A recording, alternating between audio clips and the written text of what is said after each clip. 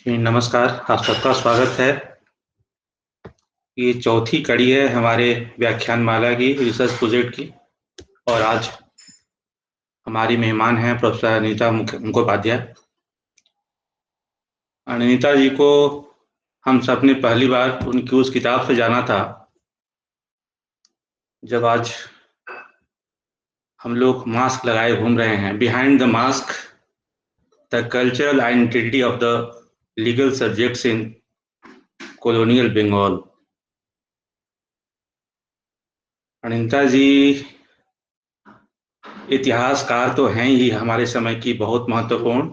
उनका एक परिचय यह भी है कि वे साहित्य से भी बहुत शिद्दत से जुड़ी हुई हैं। शरत चंद और रविन्द्रनाथ ठाकुर के रचना कर्म पर उनका काम बेहद महत्व का है। और यह महज इत्तेफाक नहीं है कि हमारे सहयोगी रविकांत जी भी इतिहास के हैं, लेकिन साहित्य में भी उनकी उतनी ही पहुंच है, पकड़ है। और हमारे सभी विद्यार्थी इस बात से परिचित हैं जब उन्होंने उनको ऋण पर बोलते हुए सुना था। तो मैं इतिहास और साहित्य के संयुक्त उपक्रम में मैं दो इतिहासकारों के बीच अपनी उपस्थिति को यहीं पर समाप्त कर रहा हूं और आगे की कार्यवाही के लिए रविकांत जी से निवेदन कर रहा हूं वे अनीता जी का विधिवत परिचय भी दें और इस कार्यक्रम की शुरुआत भी करें। संचालन और बहुत बहुत धन्यवाद आप सबका, जो लोग इतनी भारी संख्या में इस बेहद खराब माहौल में, जो उदास है पूरा, उसमें जुड़े। आप सबका बहुत बहुत स्वागत। Thank you, Professor Gajendra Pathak. Obviously, you know your colleague much better than I do, but yeah, I am familiar.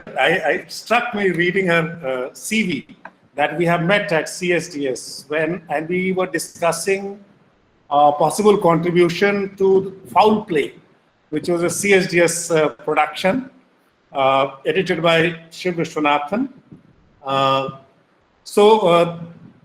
Way back in the 2000s, I think, we met, and so I managed to connect the dots. It's my great pleasure to introduce Professor Anindita Mukhopadhyay from Department of History, and we do share a lot of common ground in the sense that she's worked on partition. I've also done my little bit. I have some interest in corruption. I have also some interest in children's, literature, and of course translation, as Professor Pathak has already pointed out, and literature in general. Her book, which is called "Behind the Mask: The Cultural Identity of the Legal Subject in Colonial Bengal, 1776 and to 1911." Was published from Oxford University Press, and there's several translations and one book on children's games, and there's one book which is forthcoming. It's called Childhood Sites of Contest. There are several essays on the subject that we have I have already pointed out. I'm not going to name all the articles. It's too long. It's a long list. So I'll just invite Professor Anindita Mukhopadhyay to. This is a series that we launched with the project of talks inviting experts who have already done work on not only on prescription but on the neighborhood disciplines of legality, legal subjectivity, and imprisonment, and stuff like that. And so we had Nishant, for example, in our last installment, and we will have Professor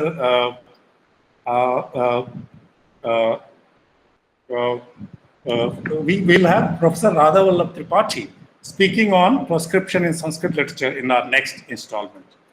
So let's welcome. I don't want to stand between Professor Anindita Mukhopadhyay and you. We will come back, of course, with questions and comments. Thanks a lot, Ashutosh, for setting this up once again, and welcome, Anindita. Thank you, Ravi. Thank you, Professor Pathak, and thank you very much, Ashutosh, from the Department of Hindi, University of Hyderabad, for inviting me to speak on this project, Print as Resistance, Proscription as Control. I thought that I would like to look at the juridico-legal discourse first, and look at the way in which the colonial state apparatus puts in a very harsh legal framework for monitoring, controlling, and conducting surveillance of the written word, as well as the oral, conduits, which dramas, which songs, which poetry turned into in the cultural forum that was Bengal. I will be looking at Bengal as my field of inquiry, and I will be dividing my paper into two parts. The first part will be the hardcore colonial structure of the juridico-legal discourse, practice, and the setting up of a state apparatus, which was not just harsh, but also very finely meshed. And in part two, if I have a little time, I am going to list out the data set which I have collected. I had about 184 proscribed books, out of which I have selected 17, given the details, but I have not actually looked at the standard rush texts. I have not looked at Sharat Chandra Chattopadhyay's, whose Patrioticsongs was prescribed. I have looked at people who had not really been registered as people who had been picked up by the colonial control apparatus and who had been timed out, as it were, from their literary fields because their books were banned. Sharat Chandra was unstoppable, which is the reason why I'm not picking up Sharat Chandra's Patrioticsongs at all. But I am actually going to, if I have the time, look a little bit more closely at an extremely compelling and angry figure, Qazi Nazrul Islam, because all his books, as soon as they hit the stands, were banned. And I would like to perhaps look at the colonial state apparatus, and the production of literature, which produced an extremely compelling mind, which refused to wear any kind of a communitarian or a communal garb. And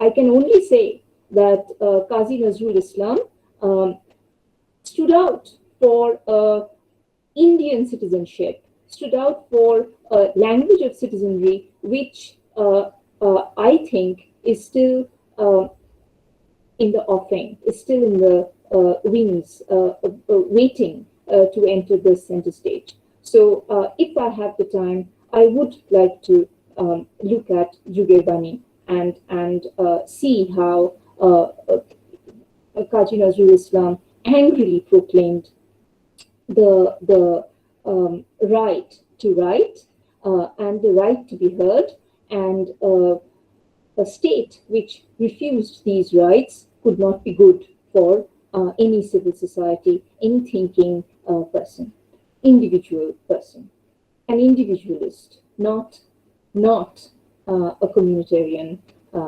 personality. Very bold, very different thinker. So with that, I turn to the first part. Throughout human history, power affiliated to state control through the army or law enforcement agencies have attempted to control dissent by smashing structures and institutions that have promoted thought, learning, and educational training. Libraries, manuscripts, and books have therefore come in for concentrated negative attention. This distrust of thought and learning is not just the manifestation of the oppression of a functioning colonialism that radiated from the West from the 15th century onwards throughout the globe, but it had reared up its ugly head across time. India's history had also witnessed this. The early part of Ajatashatru's reign, the whole of which spanned 494 to 462 BCE, marked intense hatred of Buddhism in its early days, and the early Buddhist Pali texts refer to his violent destruction of Buddhist texts. This echo is caught during the cultural efflorescence in Bengal in the 19th and 20th century, and no less a personage than Rabindranath Tagore actually registered this fiery obliteration of Buddhist learning and philosophy at Ajatashatru's hands. A similar story of the destruction of stupas and manuscripts followed the rise of the Sunga dynasty through the ascension of Pushyamitra Sunga, who murdered the last Buddhist Mauryan king Brihadratha in 184 BCE, and powered by a Brahmanical religious ideology, violently uprooted Buddhist intellectual roots and re-established a Brahmanical religious order. His son was similarly engaged in laying waste other Buddhist zones of influence, smashing stupas and burning Buddhist texts. In Nalanda, the Buddhist center of learning, which was later shared by Shaivite temples, there were uncountable manuscripts through its long collaboration of 800 years with different regions of South Asia. Its literary treasures possessed a resounding reputation in South Asia and therefore attracted scholars across time, but also invaders. Nalanda was attacked thrice. First by the Hun invasion that hit the university during the reign of Skandagupta, which was his reign was around 455 to 467 CE. But the third attack laid Nalanda low. The identity of the power that had been behind the third attack in the 12th century is contested. D.N. Jha has argued that the Brahmanical Senas of Bengal had been behind the attack and destruction of the university. But colonial scholarship had established that it had been Bhaktiar Khilji who had destroyed Nalanda, along with some other really famous universities, Vikramashila and Udantapuri, all located in eastern India.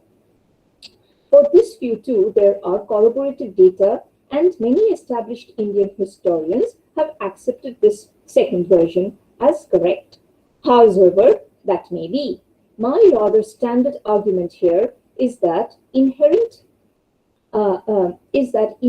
powers cut down centers of thought and learning, and as the written word possessed an inherent power to establish autonomous zones of independent thought, unfriendly firepower particularly targeted them. This was true for medieval Europe, for Reformation Europe, and there had been similar destructions of manuscripts and books and libraries by the church and also by Western nation states. In its long journey towards a more secularized modernity, where books and manuscripts were censored, not necessarily destroyed. Western states, along with a growing print culture, developed an arsenal of juridico-legal mechanisms which made a fetish out of scrutinizing the printed page, breathing down the necks of publishers and authors alike. It is the structural and discursive arsenal from the West that was introduced in India. With the growth of print culture, it became necessary to import these into India, though initially it had been the Western missionaries with their printing presses, indigenous translations of the Bible, and the Anglo-Indian community that had felt the bite of press censorship and restrictions. In 1799, there was a first volley fired by Wellesley, Lord Wellesley that is, at Anglo-Indian enterprises, which was spearheaded by James Augustus Hickey, and who had given offense to the colonial government by his rather unrestrained journalism. In 1782, his paper, the Bengal Gazette, was seized. However, despite these curbs, by 1813, print was spawning through both missionary and indigenous efforts. The grip of the government was lighter, and the missionaries of Srirampur were openly active in the production of Christian literature, translations of educational and moral texts, and the compilation of primary grammar books in various indigenous languages. Persian and Bengali newspapers were launched by Ram Mohan Roy and other indigenous leaders in Kolkata society. However, soon came the juridico-legal mechanism that curbed press freedom yet again after 1799. This was the press licensing regulations of John Adams, which hit the indigenous print culture, which was just beginning to sprout. Thus, the year 1823 marked a point in Roy's engagement with colonial governments. In 1823, on the occasion of defending the freedom of the press, a matter carrying grave political implications in itself, he pondered on the changing position of the educated native within the colonial framework. He penned two petitions. The first of these was addressed to the Supreme Court on 17 March 1823, supported by a host of leading personages of Calcutta, defending the necessity of a freely functioning press. However, this failed to prevent the new regulations from taking effect. The second was to the King in Council. These two petitions represent the clear articulation of Roy's perception of the nature of the colonial rule that would have different principles of governance, different from the administrative systems and principles of governance of the Indian ruling houses. First of all, a totally different picture of the understanding of the new legal subject emerges from his writing. A subject who had the right to criticize the government at the participatory level and had established a clear relationship with the new government based on ties of total loyalty, but also on a rational appreciation of the merits of civil liberties that had been purchased at the cost of losing political liberty. I'm actually quoting Roy on this. And this was a feature which was completely unknown in previous ruling systems. Lord Bentinck restored the freedom of the press in the late 1820s, which brought back once more an illusion of a liberal alternative framework of governance which was highly benevolent and which would only benefit the Indians. The interlude of 1857-58 witnessed intense British paranoia of the Urdu-Persian public sphere in the North Indian British territories that had been convulsed by the rebellion of 1857, which has been variously called the independence, the first struggle of independence, and of course by the imperialist historiography as a simple mutiny. This has been the research focus of many scholars, and I do not propose to go into this area.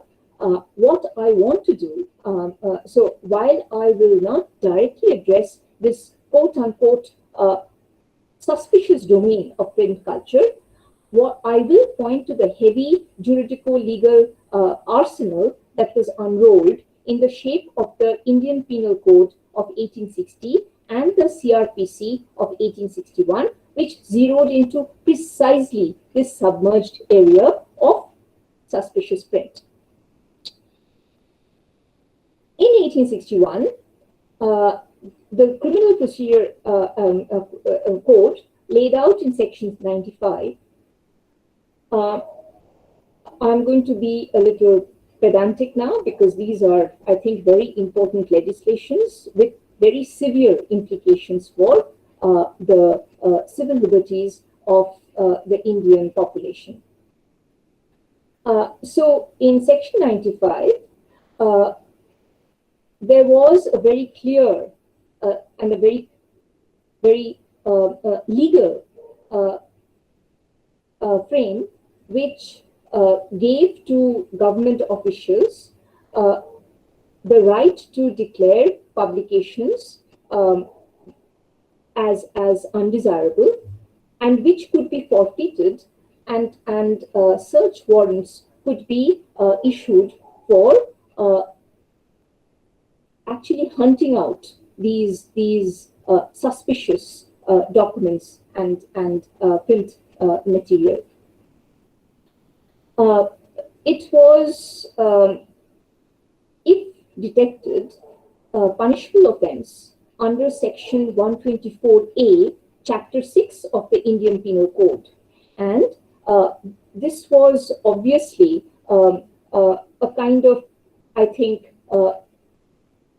resonating impact after the rebellion, because it had a non-bailable penalty attached to this offense, criminal offense.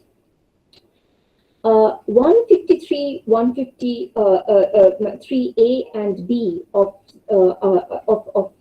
the CRPC also actually forbade any kind of enmity, promoting any kind of enmity between different groups on grounds of religion, race, place of birth, residence, language, and doing acts prejudicial to the maintenance of religious and social harmony.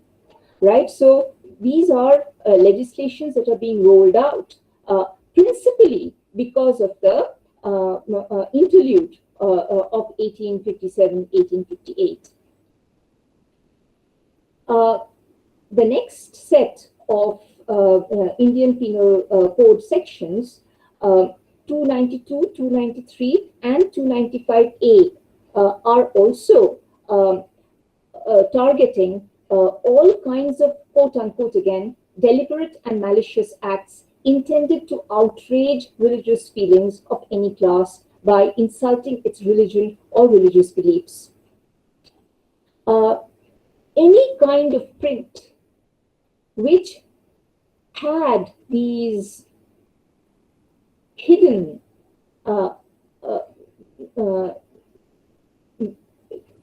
incitements to disharmony could be immediately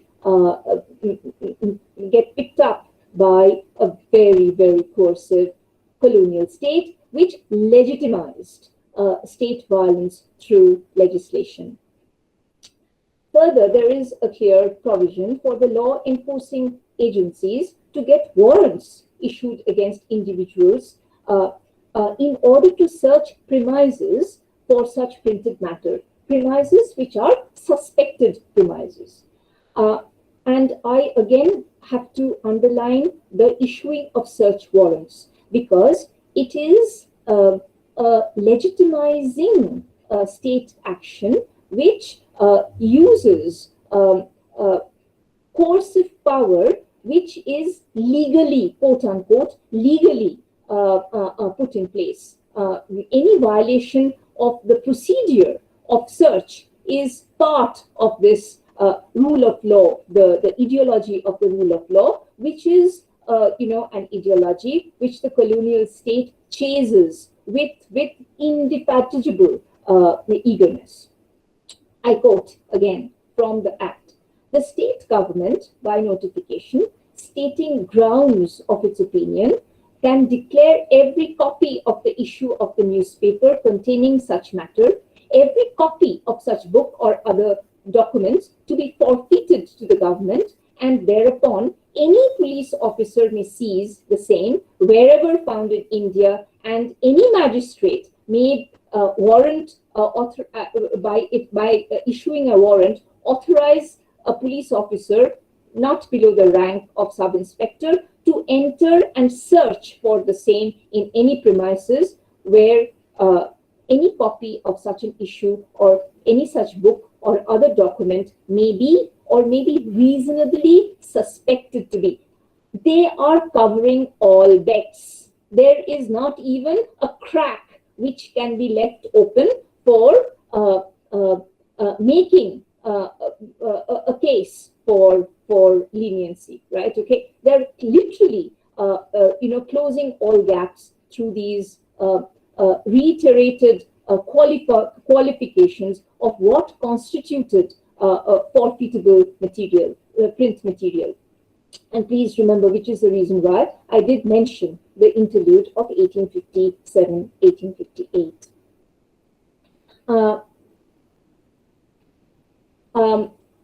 This was 1861. By 1867, there is a stepping up of this rolling out of legislative, arsenal, further rolling out of legislative arsenal for buttressing the position of the CRPC and the IPC, which is already in place. And this is the Press Registration of Books Act 1867, which was also known as Act 25 of 1867. This law laid down stringent requirements for the registration of books in Part 5, Section 18 of the Act of 1867, which carried 14 sub-clauses. There also had to be the filling up of forms by publishing houses in all these 14 sub-clauses, giving information on all these 14 sub-clauses, and this was going to be or form the hard disk of the memory of the colonial state. Again, I would like to stress here, leaving no margins for escape.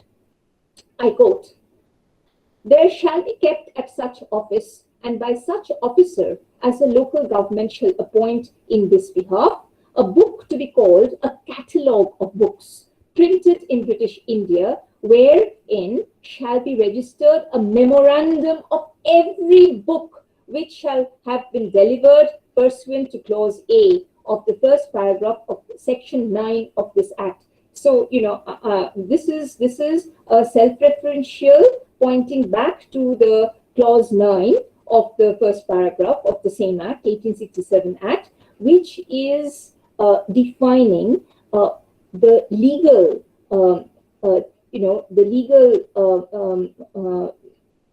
definition of what a book or a document should be, could be. All right. So,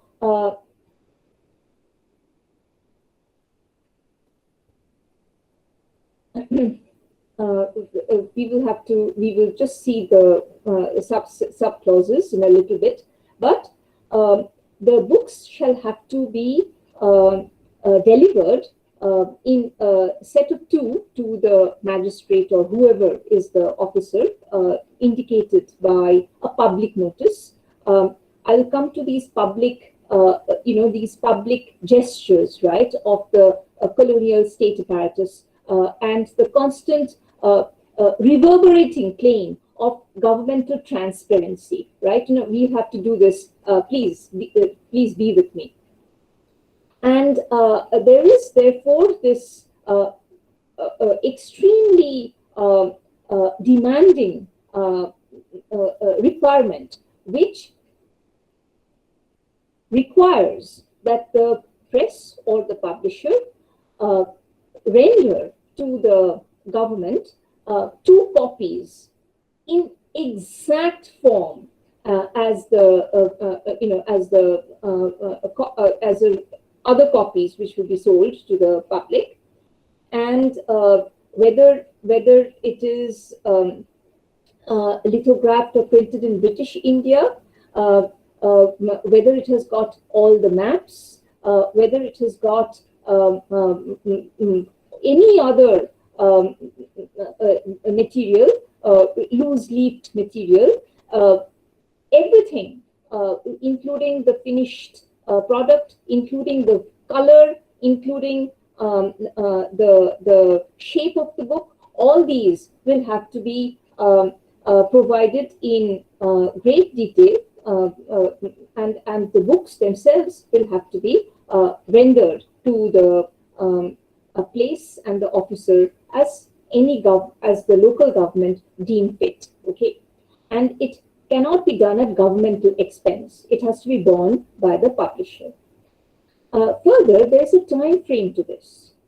The day the press rolls out these copies, a month from this, the books will have to be handed over to the government. And if in a year's time, the government requires further copies, even that will have to be provided for. Now, I must admit I'm a little piqued, I'm a little interested in, coming in across a small gap. What happens if the government requires that the book be produced after a year? But this is something which doesn't seem to have been addressed by either the 1867 Press Act or the further amendments to this particular act, which happened in 1890 and in 1897. Okay. Now, to return to the production of the memorandum and what kind of details was required by the government in order to not just have the physical copy of the book, but also to have a description of the book. If you do not have the time or the inclination to actually, look at a book, just running your eyes down a form will give you a rough idea of what the book is about. So in these 14 sub-clauses, there should be the title of the book, contents of the title page, with a translation into English when the book is not written in English. Second point is the language of the book. The third, in which the book is written.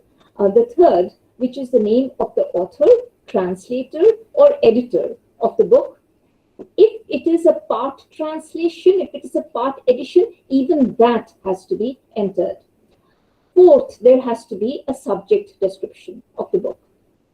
Fifth, the place of printing and the place of publication. The name of the firm, which is the sixth clause, the name of the firm of the printer, and the name of the firm of the publisher, and sometimes these are not necessarily the same. Number 7, subclause number 7, the date of issue from the press or of the publication, which is very important because please remember that the time frame for actually submitting a copy is a month from this particular date. The numbers of leaves, sheets, pages, the size of the book, which I've already mentioned. Now, the 10th is the number of edition, which is the particular edition, and if there are new changes made in these editions. Number 11, the number of copies of which the edition consists. Number 12, whether the book is printed or lithographed, and in which territory, in the British dominated territory or elsewhere. The 13th, the price at which the book is sold to the public. And last one, but actually not really the least, because we actually get to see another legal dimension to the printing press and the book, the name and residence of the proprietor of the copyright or of any portion of the copyright. Copyright is again a very new legal guarantee of ensuring that authors, publishers, and printers are enmeshed within a larger capitalistic system of market production. Okay. It was not done only as art for art's sake. We are talking about money, and we are talking about legally protected money through copyright. So this is something which is being guaranteed by the 1867 legal rolling out of provisions, which would make registrations of books important. Also, illegal, most probably illegal productions of books would not allow this kind of generation of profit. Okay. I would like to now come to a rather important point, which also indicates the colonial state apparatus which we can see in a very different, exists in India by 1860s, very, very different, and on a scalar concept totally removed from previous regimes, which is that with these legal extrapolations and these legislative rolling out, the CRPC and the IPC constantly get modified. And we actually can see the history of the modifications in the footnotes, in the notes that are constantly getting appended to these two major codes, right? The core of the control apparatus of the colonial state. We find that by the time we come to 1890, the CRPC and especially Section 95 was modified in the light of this new legislation and the amendment that was carried out in 1890, amendment that was carried out in 1897. And here we find that there are two subclauses which redefine the nature of the book, the document, and we find an addition, a fresh addition, which is that a document includes any printing, drawing. Please remember that there were maps and lithographs and writing materials, right, in the CRPC. 1867 looks at documents, extends the definition of documents by including printing, drawing, photographs, and I'm going to stress this, or other visible representation. The gambit, the ambit of the law, right, is it is getting extended, and the mesh, as we understand the grid of control, is getting thinner and thinner, finer and finer. We also find in rapid succession, I'm going to come to the Press Act of 1882 in a little bit. I would like to suggest that if we actually read the nationalist movement through the way in which the press is being put under the radar, the colonial states radar, we will find there is a very clear and important link between the escalation of the nature of political demands and the stepping up of this rolling out of harsher and more exact legislation, colonial legislation. And we actually should not be surprised because we are the inheritors of this juridico-legal framework of governance, which is that every amendment actually carried with it the limits of the British Indian territories that are constantly getting added, constantly getting reified in this repeated stress on what is getting added, what are the communities that are coming under the ambit of the Act, and at what point the Act is kickstarting, as a functioning order from the government, from the colonial government. However, I would like to say that 1867 and its subsequent amendments, 1890 and 1897, are for civil society obedient and willing to abide by the Press Regulations Act.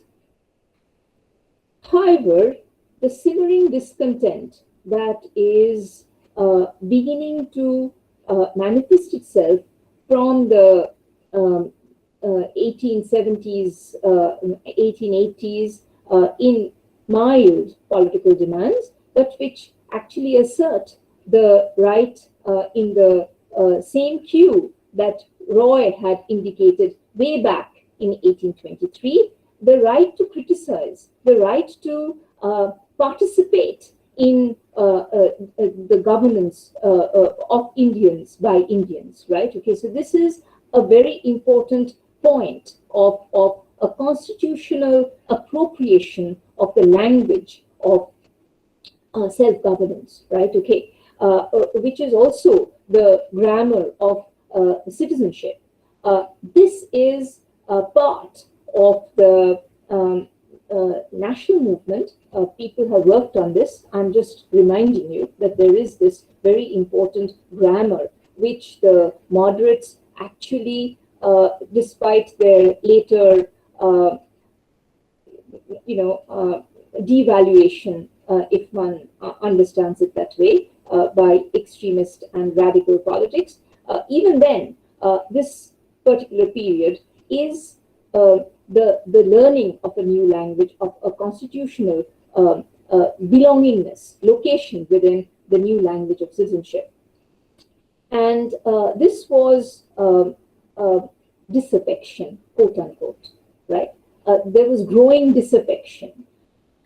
Tilak, who was tried in 1897, mocked this particular term, and he actually also mocked the press subclauses by saying that he was actually full of affection for the British government, and the trial which was being staged for the benefit of the colonial state was actually, in a way, misled by wrong translations.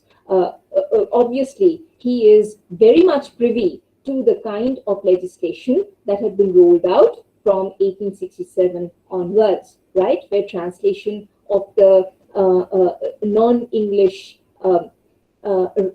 Indian writing had to be provided by the hack, by the colonial hack, clerical hack. Okay,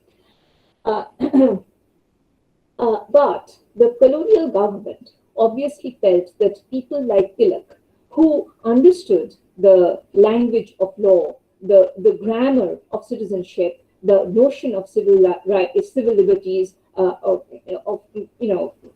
which had to be given as a right to the Indians, right? Okay, needed to be curbed by a more astringent, a more exacting legislation. And this was the Seditious Publication Act of 1882. And in a very clear connection of the importance, the centrality of the Indian Penal Code and the Criminal Procedure Code, this particular act punches together these two codes with very clear sections that are looking at the offenses against the state that are, so this will be IPC sections 121 to 124. Then there will be the sections 131 to 131. What's happening? Hello? Ma'am, someone's microphone. Oh dear. Okay, doesn't matter. Okay, so any attempt to corrupt a soldier, a sailor, or airman from his duty. 1882. I am also trying to suggest here that these increasing verbal additions, right? Airman, 1882. The Wright brothers had just begun conquering the air, but you do have, in 1882, a kind of extended, a projected, military imagination, which understands that an airman can also be part of the defense personnel of the future colonial state, and even this future military personnel could not be corrupted or should not be corrupted. And if there was any attempt to do so, Press Act of 1882 would be clamped on the offender, and these are all non-bailable offences. In 1882, there are also very important indications that robbery and lurking housebreaking are seen as nationalist enterprises for garnering money. And this is obviously all non-bailable. So once the law catches hold of any offender who through print is doing these nefarious, seditious, writings, would be obviously behind bars with no bail possible. Right.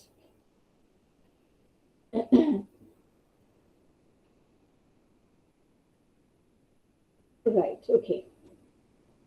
Now,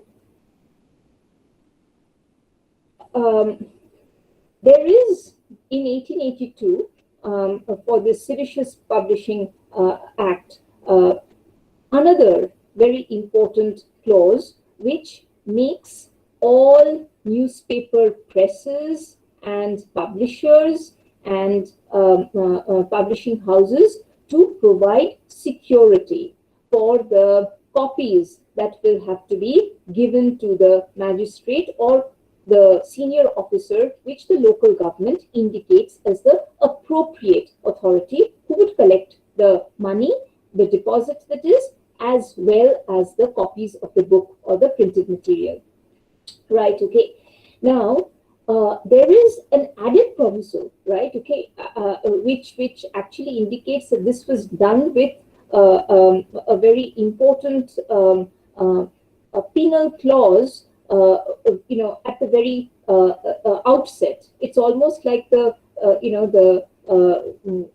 notion of exception in Agamben's take, which is that it was up to the magistrate to keep the deposit as forfeit.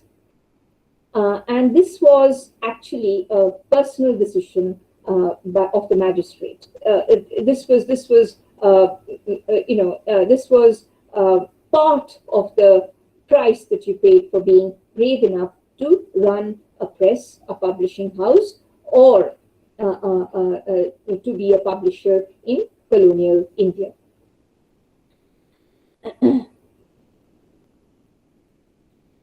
So this act for controlling a virtual space, which actually overlooked the minds of people, the notion of the reader, the imagined community of Benedict Anderson, call it what you like. But these were actually putting it all together, tying it all together, right? And making sure that this space which was actually unlimited, which could go completely beyond control, could and had to be under very strict colonial gaze. So we look at the requirements from the 1880s of press publishing houses, publishers, where addresses, names, and the location of the press and the personal address of the person running the press or the publishing house had to be provided. This is indeed nailing the act of surveillance, right? And making sure that the web is very, very tight indeed. And in case the publisher or the person owning the press decided to move to a different location, to a different region, and the press or the publishing house changed hands, the change would have to be notified, right? Nothing could be left nothing could be left unnotified, right? Okay, so it was a record. It was a record that was, I would say, unmatched in the scalar understanding of administration, right? Which was vast, which was very illiberal in its penetrative capacity. The state apparatus, therefore, actually used the press to keep this tight legal pincer hold upon the civil society. There was, of course, which even non-history people know, that from 1905, with the division of Bengal by Lord Curzon, there is a very direct connection with the criticism of the state, colonial state by Indians, and a vicious circle which made the curbs on press releases, curbs on what you write, curbs on individual liberty, and penal fines and so on, visited upon offenders, quote unquote offenders, which were obviously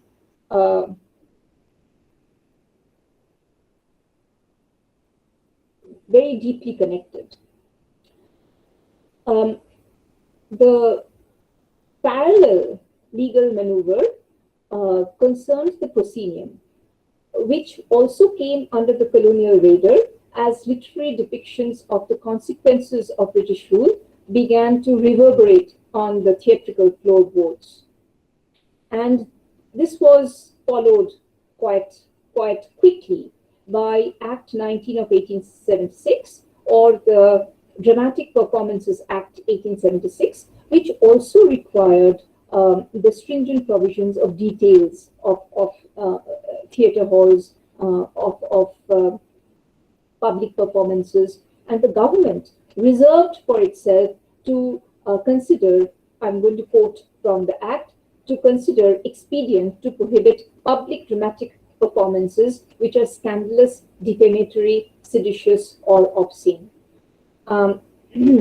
Seditious would obviously be clubbed with later on with the 1882 Seditious Publishing Act.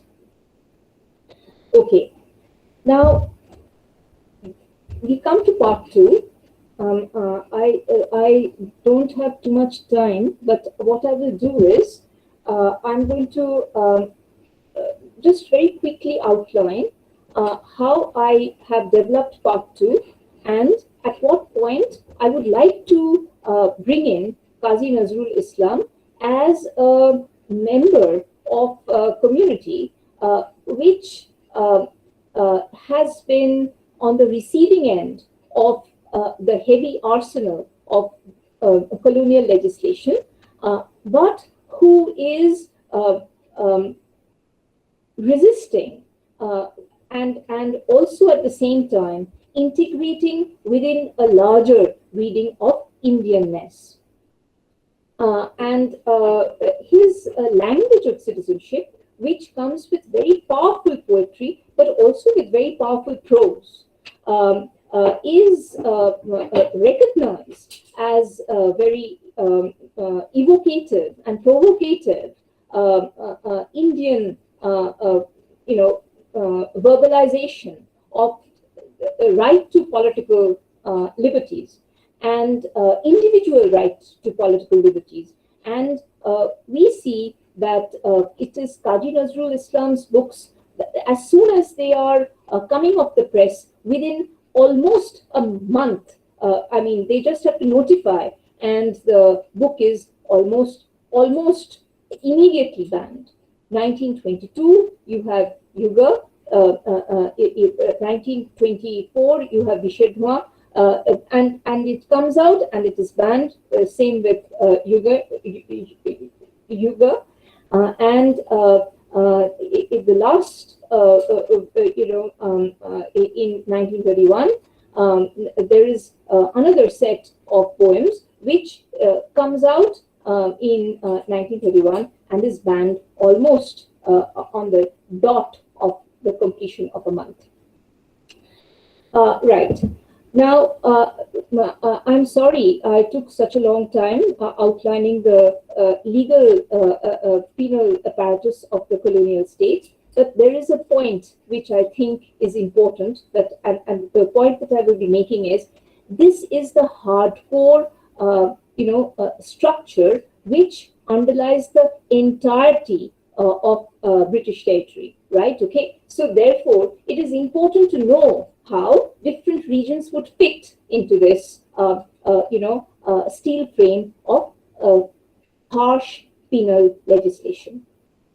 Right. So it is, in that sense, I think, a useful section which would help some of the students here who possibly would be looking at proscribed literature too. All right. So I would like to divide the sample that I have got into two sections. I've got about 184, but I have picked up about 17. I have already told you that I have not picked up the very well-known authors. I've picked up the slightly unknown authors who were timed out by the British colonial legislation and who were therefore, condemned to be very obscure writers and who could only be rescued once the ban was lifted with the freedom of India, they got a scholarly attention, but they never really got the public attention which they may have got had this kind of prohibition not operated in such strictness. So in this set, there is a cultural frame which looks at the domestic. So this will fit very neatly into the frame of Partha Chatterjee's argument about the spiritual domestic domain, which privileged the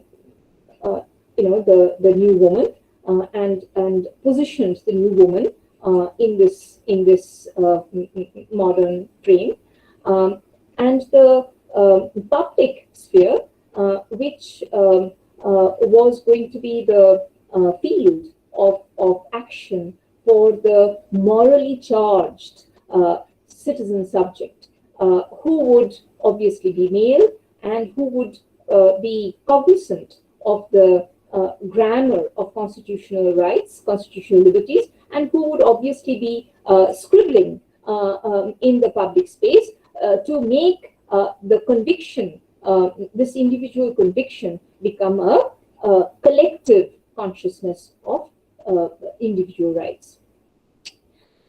So this is the Partha Chatterjee frame, which I don't have to push very hard. Very well established. The other category is a political category. I feel, and this is where I will be looking at Qazi Nazrul Islam. I'll be looking at Nalini Kumar Guha. I have been looking at other writers like Kalpana Datta, who had looked at the Chattogram Ostragarer Akramonkaরিদের Sriti Manthan, who was looking at the dreams and aspirations of revolutionary leadership. And it is here that it came to me that the coming together of press and the coming together of coercion, forceful coercion, like the prohibition of prohibition of congregations, 1908, and other political,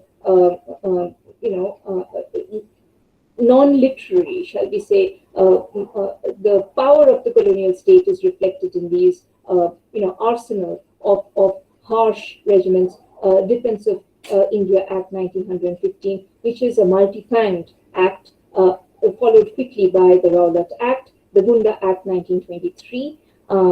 So we have, a different set of, penal apparatus, which actually fit the legislation around print. And what is remarkable about these political writings is that the fit of the coercive state apparatus and the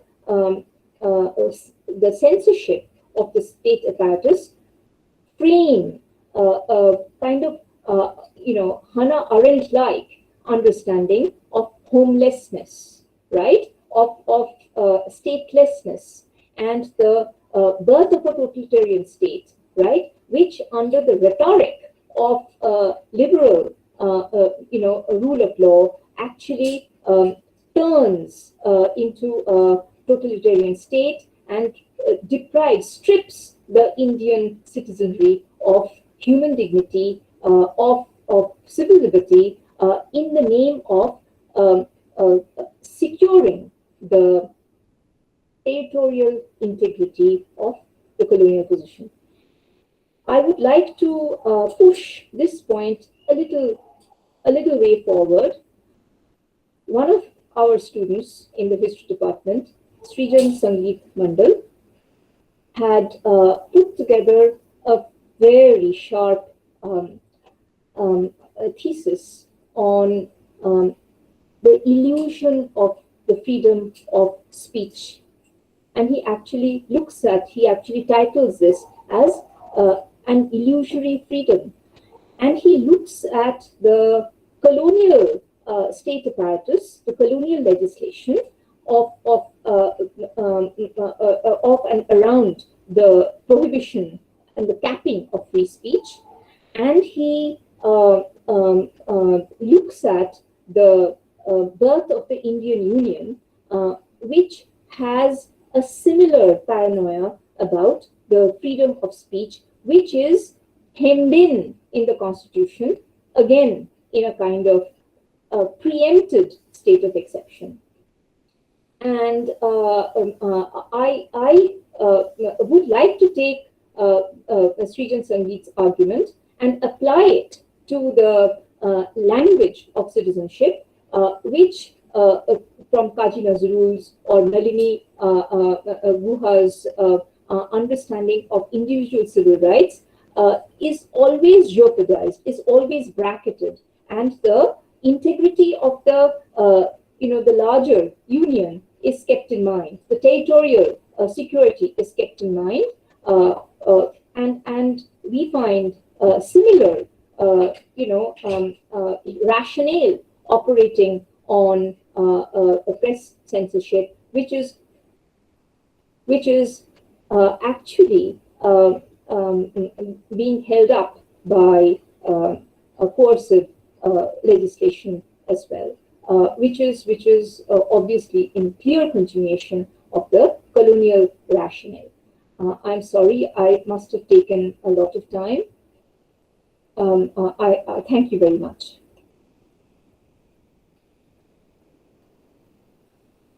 Thanks, Professor Mukhopadhyay.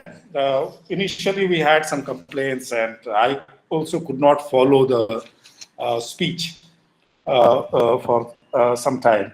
But I think I got the basic part, the first two parts definitely. And मैं उन लोगों के लिए जो हिंदी के विद्यार्थी हैं, थोड़ा सा एक समरी जैसा पेश करना चाहता हूँ, ताकि वो जुड़ सकें. We have a few questions from the audience, and we'll come to the questions. But let me just, repeat some of this, and let's hope that I do justice to your very layered and complicated argument. आपने हमें समझाया कि एक जीवनी है कानून की, अंग्रेजी कानून की, उसका एक इतिहास है, वो परत दर परत वक्त के साथ बनता चला जाता है ना, उसमें नए आयाम जुड़ते चले जाते हैं, नए क्लॉजेज जुड़ते चले जाते हैं, क्योंकि समस्या ये रहती है प्रशासन की कि हम एक तो उस वस्तु को कैसे पकड़े जो पकड़ने लायक हो। उदाहरण के तौर पर अगर कोई अफवाह है तो अफवाह को कैसे पकड़ा जाए, वो इतना वायव्य, इतनी हवाई चीज है, उड़न गई चीज है ना। लेकिन जैसे ही हम मध्यकाल से आधुनिकता की ओर प्रस्थान करते हैं और अंग्रेजी राज उस प्रस्थान का एक जरूरी हिस्सा है कालखंड के हिसाब से, तो हमें एक ऑब्जेक्ट मिल जाता है प्रिंट, और प्रिंटेड ऑब्जेक्ट जो है, चाहे वो किताब की शक्ल में हो, चाहे वो पैम्फलेट की शक्ल में हो, एक ऐसी चीज है जिसको आप हाथ में ले सकते हैं, जिसको आप छापा मार करके पकड़ सकते हैं। इसीलिए पहले क्या होता था, गांव के गांव, 1857 को याद कीजिए आप, तो गांव के गांव से बदला लिया जाता था या उन पर फाइन लगाया जाता था। ये सब प्रैक्टिसेस बाद में भी चालू रहते हैं, लेकिन जब से प्रिंट आता है तो एक नया सोर्स हो जाता है। हम जानते हैं कि प्रिंट के जरिए राष्ट्रवादी कल्पना संभव हो पाती है, राष्ट्र की कल्पना संभव हो पाती है, और वहीं पर ये एक खाई भी पैदा हो जाती है ऐसे लोगों में जो कि ये शांतिपूर्ण राष्ट्र, ऐसा राष्ट्र जो कि अंग्रेजों के साथ चलने के लिए तैयार है, और एक ऐसी कल्पना जो अंग्रेजों से डिसअफेक्टेड, असंतुष्ट है। इसलिए कौन सा नागरिक सही नागरिक है वो इस पर निर्भर करेगा कि वो कह क्या रहा है और उसके कहे का प्रमाण क्या है। तो ये तो डाल डाल और पात पात वाली बात होती है, लगातार की कहानी है कि कानून, लोग आगे आगे चलते हैं, कानून उनके पीछे पीछे चलता है ना, और पकड़ने की कोशिश करता है, अपने आप को रिफाइन करता रहता है लगातार, है ना। चाहे वो जगह हो, चाहे वो प्रकाशन का रूप हो, रंग हो, आकार हो, और लोग हों, ऐसे लोग जिनको कि पकड़ा जा सकता है, जिनको उस प्रकाशन का जिम्मेदार ठहराया जा सकता है ना। ये भी आपने बहुत दिलचस्प ढंग से हमें बताया कि कैसे एक तो प्रोवोकेशन की भी कई किस्में हैं। डिसअफेक्शन तो एक है ही कि आप फैला रहे हैं, आप एक आतंकवादी तरह की गतिविधि कर रहे हैं, राजद्रोह कर रहे हैं, ठीक है, और उसके भी कई क्रिएटिव तरीके थे। सिर्फ वही नहीं कि आपने सीधा कह दिया अंग्रेजों के खिलाफ कुछ, तो वही है, बल्कि घुमा फिरा के और बड़े रचनात्मक तरीके से लोग कहते आए थे, ठीक है। चाहे वो बंकिम की चर्चा कोई किसी प्रश्नकर्ता ने किया है, बंकिम हो, टैगोर हो, बाकी लोग हों, और लोग समझ भी रहे थे, तो लोग वो भी समझ रहे थे जो बात ऐसा लगता था कही नहीं जा रही थी, है ना। लेकिन अंग्रेज कई बार, और उनका जो अपैरेटस था सेंसरशिप का और प्रोस्क्रिप्शन का जो अपैरेटस था, एक कानूनी पक्ष था उसका, है ना। दूसरा ये जानना भी बड़ा दिलचस्प होगा कि ये पोर्ट्स ऑफ प्रोस्क्रिप्शन क्या थे, कहां कहां पर जाकर के पकड़ा जा सकता था, पोस्ट ऑफिस की उसमें उदाहरण के तौर पर क्या भूमिका थी। हम लोग जानना चाहेंगे, इस प्रोजेक्ट के कई लोग हैं, है ना। और दूसरा, जैसे एक उदाहरण मैं आपको चांद का दूंगा जिस पर फ्रांसेस्का ओर्सिनी ने बहुत काम किया है। तो चांद के जो रामरख सिंह सहगल साहब थे, वो बहुत बार जेल में ही रहते थे, बाहर कम ही रहते थे, उर्दू में भी निकालते थे, हिंदी में भी निकालते थे, भविष्य भी उन्होंने निकाला, और एकदम फेमिनिस्ट टाइप का वो जर्नल निकालते थे। It was the pro women magazine, and so he published several. If you look at Bhavishya, for example, available on archive.org, you will see women on the march. So Bhavishya is discontinued. And then there's this question of capital, print capital being a very capital intensive, print capitalism being print as a kind of form of production and reproduction, being a very capital intensive industry. So the poor could not afford it, right? Not that the poor were literate, but but the poor could have been disaffected. So those who had investment in the regime, right, those who were rich will have to, one way or the other, patronize print, right? So, but the poor could not, and the poor were not interested. So it is also extended. आपने सही हमें बताया कि बाकी performance के जो forms हैं, जैसे गीत है ना, काजी नजरुल इस्लाम के गीत हों, चाहे दूसरी कविताएं हों, वहां तक और नाटकों तक, है ना, इसको फैलाया गया। जाल जो है सेंसरशिप का, उसको फैलाया गया और नए नए क्लॉज जोड़े गए। दिलचस्प ये है कि तभी हमें पता भी चलता है इनके बारे में जब सेंसरशिप होती है। जैसा रणजीत गुहा ने कहा कि जब तक वो क्लैश नहीं होगा कानून के बीच में और जो कानून को तोड़ रहे हैं उनके बीच में, तब तक वो इतिहास के आर्काइव में भी नहीं पहुंचेगा। वो तभी पहुंचता है और तभी हमको मिलता है ना। तो बहुत बहुत शुक्रिया, ये बड़ा मजा आया मुझे। काजी नजरुल इस्लाम के घर जाने का मौका मिला, वहाँ बहुत बढ़िया म्यूजियम है, and you can see that ये बड़ा ये लोग बड़े लेखक इसलिए भी थे कि सिर्फ राजद्रोही नहीं थे, सिर्फ वही नहीं कर रहे थे जिससे कि कानून उसके पीछे पड़ जाता। वो जीवन को समग्रता में देख रहे थे और इस तरह से लिख रहे थे जहां पर कानून खुद ही वो उतनी तेजी से नहीं चल पा रहा था, मुझे ऐसा लगता है। तो ये एक पक्ष है जिस पर आपके कमेंट हम चाहेंगे। अगर आप अभी कुछ बोलना चाहते हैं तो बोल लीजिए, फिर हम सवालों पे आ जाएंगे। बहुत बहुत बहुत मजा आया, and I would like to read you further on this. Thanks a lot. पहले तो आपका हिंदी समरी इतना ही दिलचस्प थे कि हम क्या बताएं, बहुत ही अच्छा लगा। इतना सुंदर पकड़े हैं आप। मैं बहुत ही इम्प्रेस्ड हूँ। Thank you for summing it up so well and so beautifully, because this is precisely what I'm saying. And yes, I also feel that there is a sphere which law cannot touch, and this is what Qazi Nazrul Islam, big literatures, right? Okay, if one actually looks at Alexander Solzhenitsyn's thing, he said that in Russia, literature was so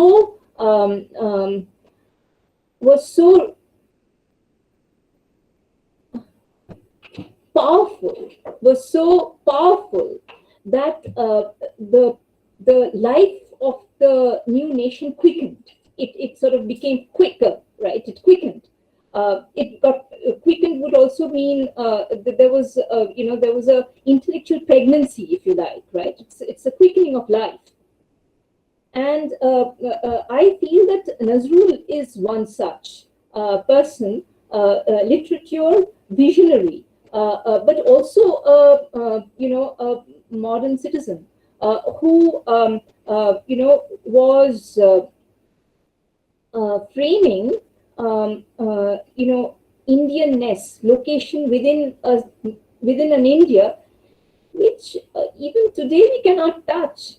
He called his 4 sons, with Hindu names: Krishna, Muhammad, Anirudh, Sabyasachi. I mean, he was amazing. Honestly, his language, his understanding of position, location within the nation was, I think, a statement which should be part of our present. It's a dreamer's world, and I'm not surprised that he didn't speak after 1980s. He must have been so shocked. He must have been so betrayed. That his communication broke down. He could not communicate with the society, who could not understand what he was saying. So yes, I think his later life was a reminder of the tragedy that the Indian nation state had become, because the Indian nation state also lost voice. which we face today. Yeah. Okay. So I'm actually working with Qazi Nazrul Islam. I do not know how much I'll be able to convey in trying to capture some of his some of his frames, some of his intellectual and emotional. Hardik, it comes from the heart. It's not just intellectual; it comes from the heart, and which leaped across divides, which leaped across prejudices, which leaped across the proscriptions of the Muslim community in his own time. So yes, he is one of my heroes, I think, of the national movement, and he faced the press, and since the project is on Urdu, Hindi, I thought Nazrul would be a good point to which on which to stop and dwell a little on the effect of censorship on this kind of imagination. Right, Ravi, is Ravikant, is any other question? Have I answered what you asked me? There's one question. There are lots of compliments on your lecture. There's one question by Lakshmi Devi, and I'll read it out. It's a longish question. When we look at both from the Bankim's Anandamath to Qazi's Bidrohi as essentially expressions of resistance against colonial rule, can it be safely assumed that the popular sentiments from both the Hindu and Muslim communities were unanimously against colonial rule? That's a huge claim and cuts across decades. So I don't know whether you would agree with that, but anyway. Or were there any literary expressions to suggest otherwise? What was the British response to this kind of unorganized yet synchronized resistance from the Bengal society, particularly after the partition of Bengal? Now, that's a focused question. Yeah. Yeah. Well, that's a lovely question, and thank you for raising it. Yes, actually, I would say that Qazi Nazrul Islam was, sorry, I can't give him the non-Bangla pronunciation. I just can't do it, I'm very sorry. So Qazi Nazrul Islam was, I think, there was Rokia Begum. There were quite a lot of Muslim intellectuals who were looking at different kinds of freedoms, who were actually not just looking at freedom from colonial rule, but they were also looking at different forms of freedoms. Rokia's feminist position is now very well known to all, right? Okay. I would say that to actually, you are making me a little emotional. See, it is Nazrul who is, the syncretic bridge between two cultures. Who else is actually splitting a name into the Islamic and the Hindu component, not just Hindu component, the epic, the religious. There is a touch of the sacred to that, right? Sabyasachi is actually Arjun. He calls his son Qazi Sabyasachi. You are asking me to, you're asking me to put my heart out, right? Really, it is an amazing intellect, right? Which not just thought intellectually, but which kind of combined it with this very emotional commitment to what he intellectually had, arrived as a decision, right? You intellectually arrive at a decision, but it's the heart which actually, allows the welling out of the right kind of action, which would turn that intellectual decision into into a life view, right? That is not intellectual. That's emotional, right? Okay. I don't know if anyone else had it, not even Rabindranath. I do not know.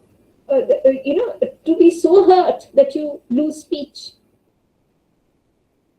I mean, who could pay such a huge price? So, okay, and 1905. Yeah, but Rabindranath's position on Swadeshi is very well known, right? If Nazrul actually gives us one polar end of the Swadeshi imagination, which is the secular, language of citizenship. The obverse and the negative is given by Rabindranath. So, we have two giant intellects, right? In two totally different poles, right? Located on two totally different positions. And I would say that Rabindranath's conviction is more intellectual than emotional. It is an intellectual conviction about the wrongness of sacred Hindu grammar permeating the articulation of the nationalistic desires of the people. So that is Ghare Baire is a very intellectual novel. It is not really in that sense the emotional tidal wave which is okay. I mean, sorry, you have got my orientation also.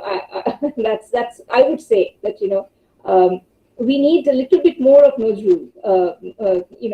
We need, of course, the calm spirit of a rational mind, intellectually examining problems from a huge distance. But Nazrul does not have that distance. He is there. Thanks. This one is a very rational question. From Srijan Mandal. Ma'am, thank you for the insightful lecture. My question is about your characterization of the likes of Bal Gangadhar Tilak as articulating citizenship or being proficient in the grammar of citizenship. I think both. One sec. Given that they were colonial subjects at the time, why did you opt for the characterization as opposed to the standard characterization of dissident? For example, pushing against the limits of the colonial legal structure. Yeah. Well, what I would like to, Srijan, you have missed perhaps reading, you were in my class, right? And remember my paper on Tilak, right? Yes, ma'am.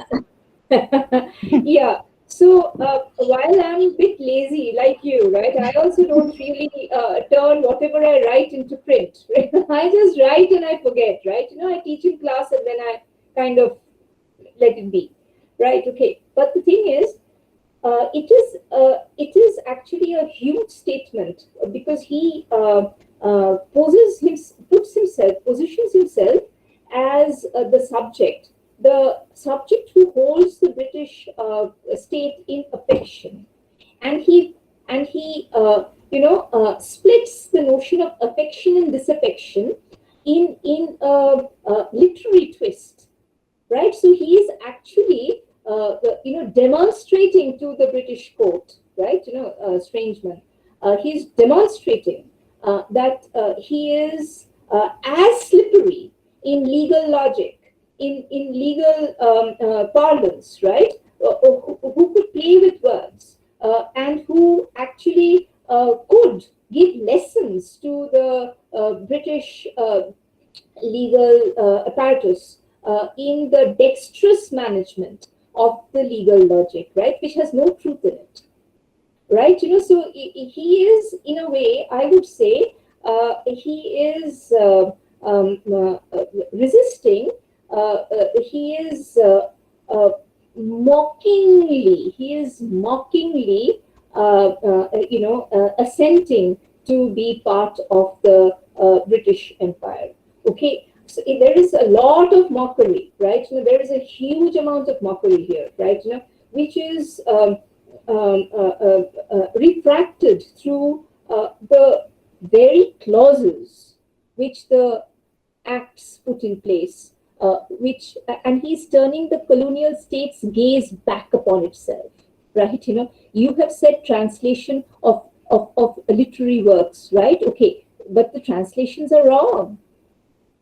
So he is actually using the very same logic. So therefore, there is not just a dissent, but it is also a demonstration of the slickness with which the literate Indian has learned the new grammar of citizenship. That's the reason why I said citizenship. He does not see himself as a subject. Really, he does not.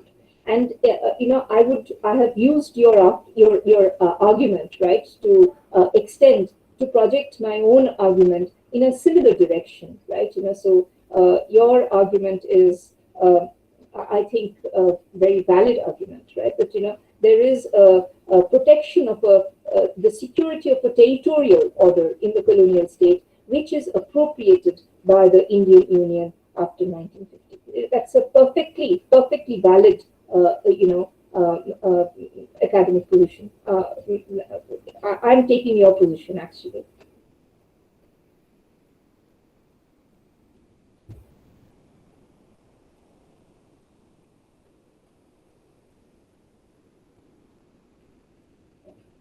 I have to, you can type your questions in the chat box or raise your hand. I can call you. In the meanwhile, Professor Mukhopadhyay, I wanted to ask you about that, post offices. Yeah. How important were the post offices as a port where of course. Ways of the state. Yeah, absolutely. But this is actually, I think, research work. Somebody is working on the post office, but yes, but the post office is under the colonial gaze, and the surveillance apparatus is very, very how shall I put it, is very active. In these, shall we call depots, the entry and exit of letters, telegram, and so on. Yeah. They're the eyes of the state, if you like, right? Because the post office also locates, right? It's a location of address, right? It is a sedentarization of a population, right? Yeah, just as you have a kind of censorship office for films, right? Where copies in specified formats have to be given exact in duplicates or triplicates or whatever. It's fascinating the details that you have provided of everybody who could be held responsible is listed, of course, and with amendments there are additions made all the time. Yeah.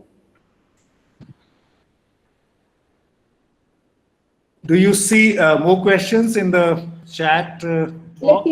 Let me see. I don't see. Good evening, sir. No. Can I ask something? Sure. Yes, Nihal, yeah. Yes, I also raised my hand. So, ma'am, good evening. First of all, thank you for very good lecture, and I understood a lot from your lecture. Though I am a student of literature, and I will not say I understood everything, but whatever I say, I understood. I query raised in my mind, and I would like you to answer this query. Ma'am, my question is through your lecture, what I understood is that just laws are not sufficient to make this society better, to force this society to function in a better way. Like as sir has also said, there will always be a struggle, like to dal my path. There will always be some person who will find the loopholes in the system, and they will save themselves from these ongoing laws. So, as sir has also said, the certain amendments are going on, but I want you to answer about if laws are not very beneficial to curb the crimes that are going on in the society, then what is the thing that will help this society to function in a better way? And I am not talking about utopia. I am not talking about that. them. I just want to live in a society where good ones are rewarded and the bad ones are punished. That's it. So according to you, what is the thing, that will help this society to function in a better way? Thank you, ma'am. If not loss. Well, you have asked a home question, okay, and somewhere I feel, I don't want to answer your question with another reading, but it seems that Parthu Chatterjee's princely impostor has raised a very fundamental question about the separation of judicial truth, about legal truth, from a personal truth, from a certain sense of ethical conviction in right and wrong, right? Okay, so the judicial truth is a strict truth, right? It's a requirement which law, British law, puts in place. It is very transparent because everything is written. You can see what is written. It is very penetrative because it penetrates the most obscure rural hamlet. It also penetrates all visible, public spaces, which is representative of colonial power. So gazettes, most of these, these bans, these prohibitions, books that are proscribed, are actually, made public through gazettes and government order, which, tells the unfortunate author, which tells the unfortunate publisher, printer, that so-and-so book has been banned, okay? So these are, mechanisms of control, yeah? But this actually does not right the balance of ethical living in the everyday life. It may not sound very feasible to you, or maybe not very believable to you, but actually Mahatma Gandhi had it right. It is personal ethics which actually come from conviction in what is right, what is ethical, what is what is evil, okay? And unless we, Gandhi was the biggest individualist ever. He has a bad name for for promoting identities, community identities, and so on. But the demands he made from the self are incredible, of proportion that that are impossible to meet, right? And the kind of things he did, he put his sexuality in the public space. He put everything. He put his reputation. He put everything, right? How many people can do that? He's a very hard act to follow. But I would say that this is perhaps your call, Nihal, where we all need to evolve towards a bigger, a more inclusive being, right? And this is what Gandhi was telling us to do. Unless we become larger, unless we expand, right? We have shrunk, all of us.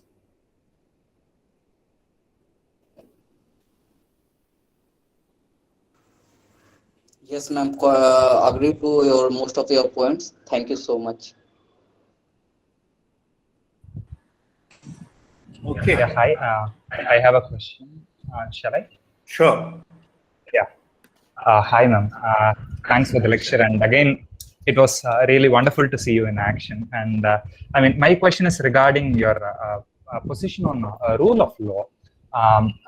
We have, in the same period, in the same time frame, in the contemporaneous time frame, we have princely states, who also had this notion to modernize themselves, to keep up with the colonial state, to keep up with certain notions of, rule of law. We see that, in subaltern studies, it has been stressed time and again that, for instance, the princely state of Hyderabad also had this notion of criminal communities and criminal tribes, just like how the colonial state sort of identified them and put their pins on them. So the notion of a criminal community with the position of rule of law has slipped into a princely state, which had the continuity of tradition and the modernizing tendencies, that drive towards modernization. So with regard to this publishing particularly, and also we know that whenever the notion of disaffection is evoked in a particular state, for instance in British state, the writer could escape to a French state or a princely state to escape the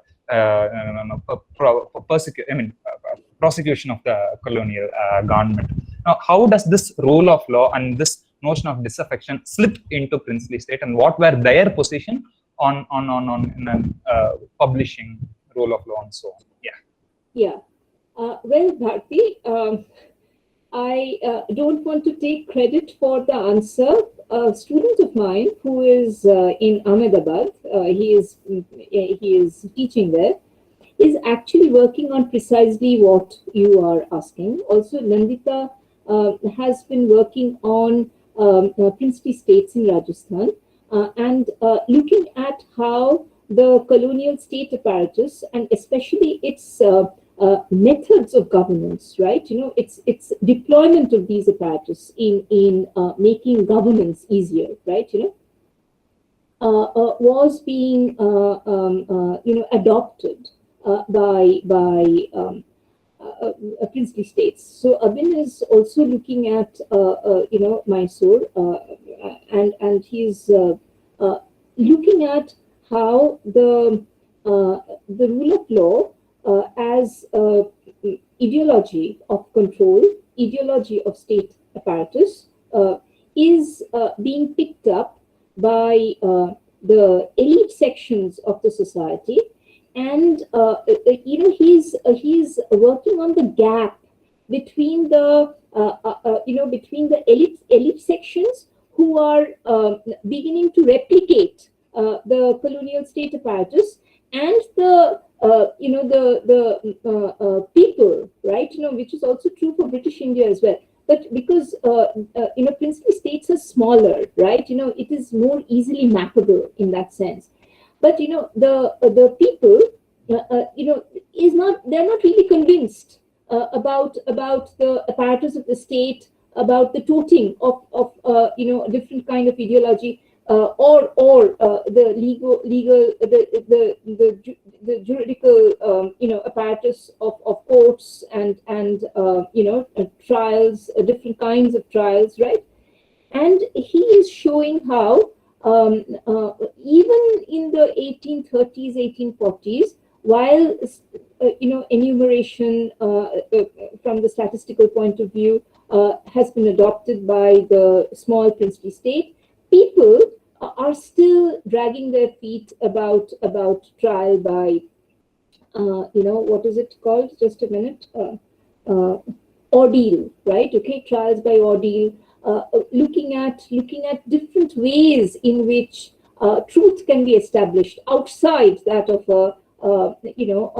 outside that of a official court of law, right? So we are actually looking at, and if you actually use this study as a micro study, Bharti, you will find that a similar kind of multi-layered notions of truth, notions of of the just, still haunts the many Indias that we have inherited from the British, from the British, as a totalizing, totalitarian leaning, right? Thank you, ma'am. Yeah.